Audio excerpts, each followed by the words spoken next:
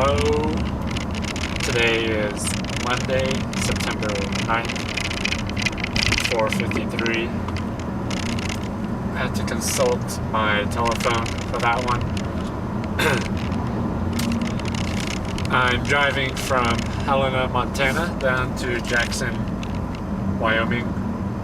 I get confused whether it's Jackson or Jackson Hole, and I realized a couple days ago that I've been pronouncing Helena wrong my whole life.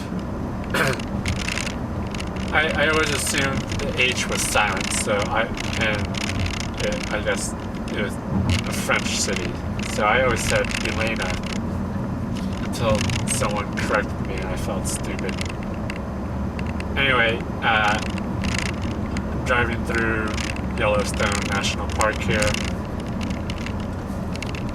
and I figured, like one of my older videos, I like my videos to be to have a multi-purpose.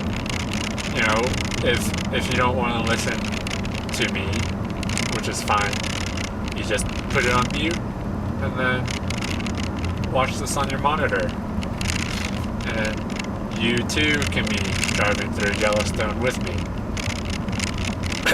Or if you don't want to be caught at work watching YouTube, then you can hide this tab and just listen to me ramble about this really slow car in front of me.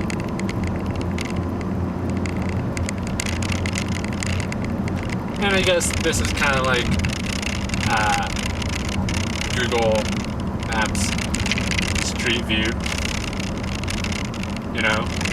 except instead of clicking that forward arrow every time to move ahead, I'm doing it for you.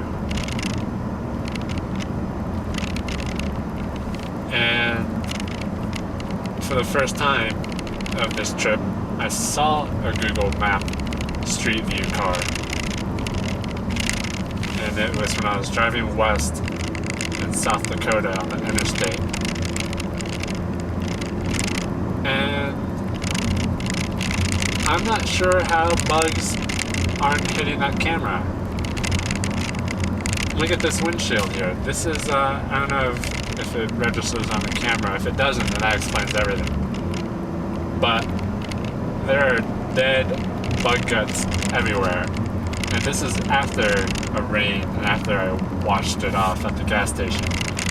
And you don't even want to know what the grill looks like. There's one time I got off my car and there were flies everywhere, and I was like, why are there flies everywhere? And then I realized it's because they're feeding on the dead bugs on the grill. It's pretty gross. This continental divide here, that's neat. I had no idea. I was 8,000 feet in the air above sea level, and so are you.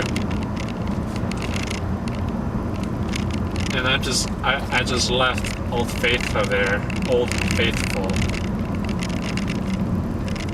and there's a ton of people waiting around because the park had a projected time of when it would blow next, and so people were waiting, rows and rows of people were just waiting.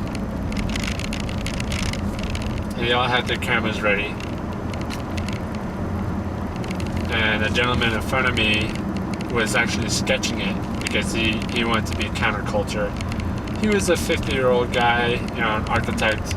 He wasn't being he was being counterculture. But he just really wanted to draw it instead of photographing it, because everyone was photographing it. Even me. I had 3 cameras. And if you're wondering what it looked like,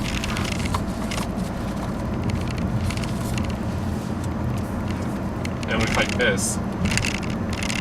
And if you can't see that, I'm sorry.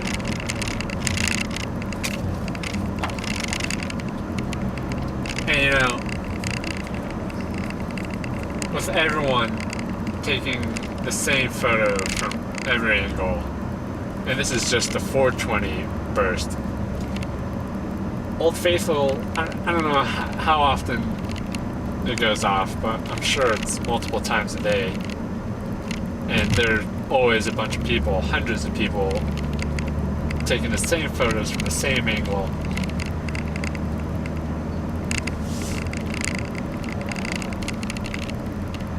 What's the point? You know? I mean, it's nice to be able to have your own photo, not a postcard. I get that. Again, I have 3 cameras. 4 if you count my telephone.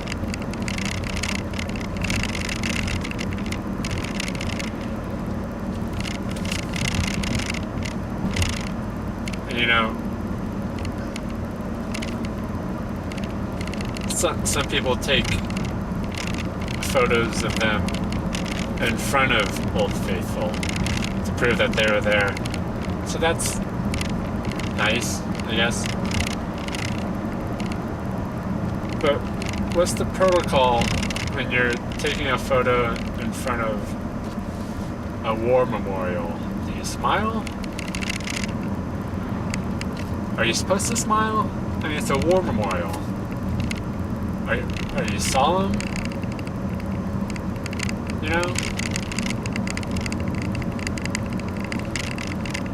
There's too many rules. There's too many rules that are put on to us by society.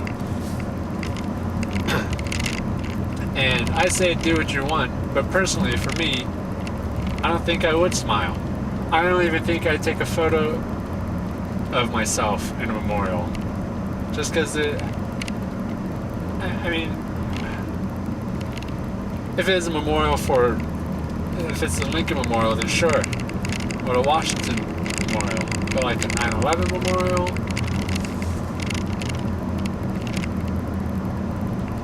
The Battle of Little Bighorn? You know? Just don't.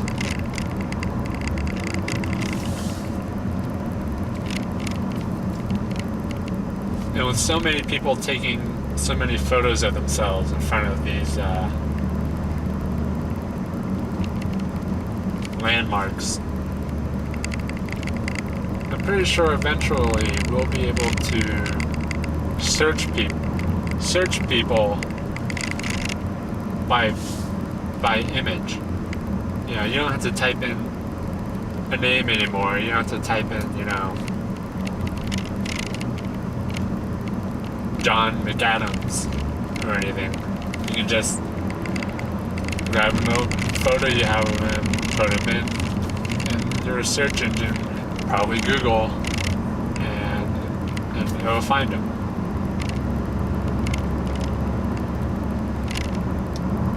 And that's kind of creepy, I think, because women,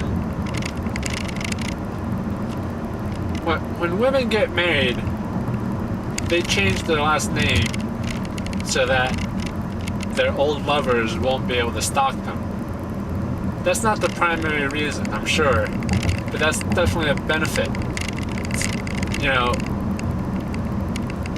some old flame wants to rekindle something, and he tries to look for her in the Yellow Pages, or the digital version of the Yellow Pages. And he can't find her. He's like, oh! Ah! And then he lets it go. Either that, or if he's really creepy, then he continues and inquires, asks around the village, around the town, what's up with, you know, Susie Summers. And then he finds out that she's married, and then I don't know what he'll do. I'm not this guy.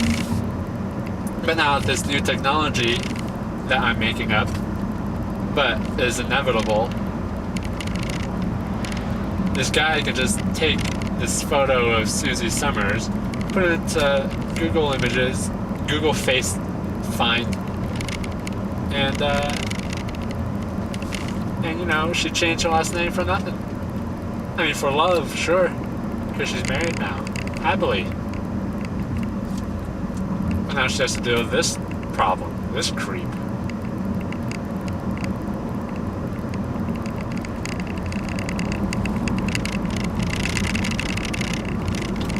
I don't know.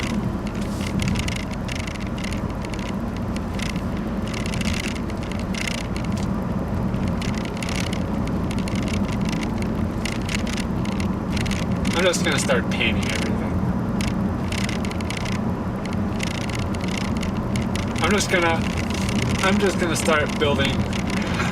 I'm just gonna start 3D printing everything, and then in front of the thing. So, you know, let's say I'm in front of the Washington Monument. I'm just going to instead of taking a photo, I'm just gonna 3D print the monument, and then I'll already have a miniature 3D thing of me, and I'll just put it there.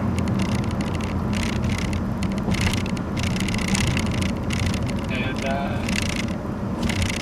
that'll be that. That'll be really counterculture. But more forward thinking. More technological than drawing. So props to him. It is a pretty good sketch of Old Faithful.